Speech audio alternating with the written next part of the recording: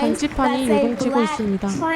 탄핵 전국 속에서도 윤석열 대통령의 지지율이 51%를 기록하며 과반을 돌파했습니다. 게다가 국민의힘의 지지율 역시 49.3%로 더불어민주당을 오차범위 밖에서 앞서는 결과가 나왔는데요. 이러한 상승세가 국민의힘 지지자들에게 어떤 의미를 가질까요? 그리고 이 여론조사를 둘러싼 논란까지 오늘 영상에서 모두 파헤쳐 보겠습니다. 탄핵 전국 속에서도 윤석열 대통령의 지지율이 51%를 기록했습니다. 이 수치는 단순한 숫자가 아닙니다. 현재 정치적 위기 속에서도 윤 대통령에 대한 신뢰가 여전히 강하다는 것을 보여주는 결과인데요. 특히 이번 여론조사는 국민의힘 지지자들에게 강한 결집력을 불러일으킬 가능성이 큽니다.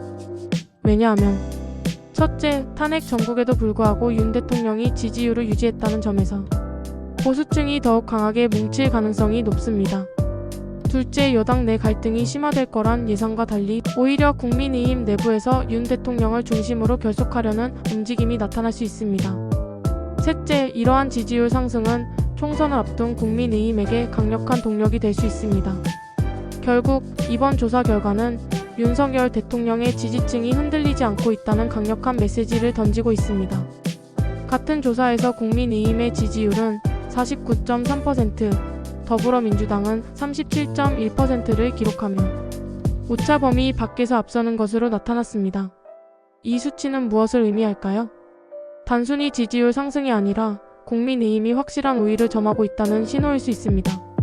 민주당과의 격차를 크게 벌리면서 총선에서 주도권을 잡을 가능성이 더욱 커진 겁니다.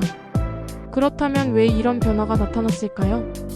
첫째, 탄핵 이슈가 오히려 국민의힘 지지층을 결집시키는 효과를 불러왔을 가능성이 큽니다. 둘째, 최근 민주당 내 갈등과 혼란이 부각되면서 반사이익을 얻은 측면도 있습니다. 셋째, 국민의힘이 중도층 확보 전략을 강화하면서 효과를 보고 있다는 분석도 나오고 있습니다. 이러한 흐름이 이어진다면 국민의힘은 총선을 앞두고 더 강력한 입지를 다질 수 있을 것입니다. 하지만 이러한 여론조사 결과를 둘러싸고 논란이 제기되고 있습니다. 더불어민주당 노종면 의원은 이번 조사를 두고 꼼수를 넘어 범죄에 가깝다라며 강하게 비판했습니다. 그렇다면 이번 조사의 신뢰성 논란은 무엇일까요?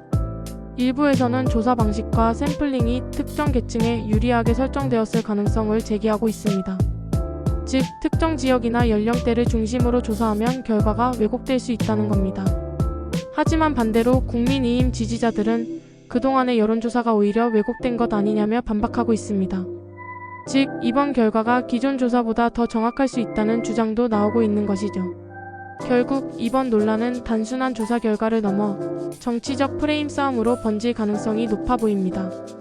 윤석열 대통령의 지지율 과반 돌파, 국민의힘의 지지율 상승, 탄핵 전국 속에서도 보수층이 결집하는 분위기가 감지되고 있습니다. 하지만 이 여론조사를 둘러싼 논란도 만만치 않습니다. 조사 방식의 공정성을 둘러싼 공방이 더욱 거세질 가능성이 높은데요. 여러분은 어떻게 생각하시나요?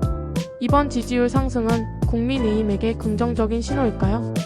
아니면 단순한 일시적 반응일까요? 댓글로 여러분의 생각을 남겨주세요. 정치권의 숨겨진 이면을 가장 빠르게 전달해드립니다. 구독과 좋아요, 알림 설정 꼭 눌러주시고요. 다음 영상에서 더 뜨거운 소식으로 찾아뵙겠습니다.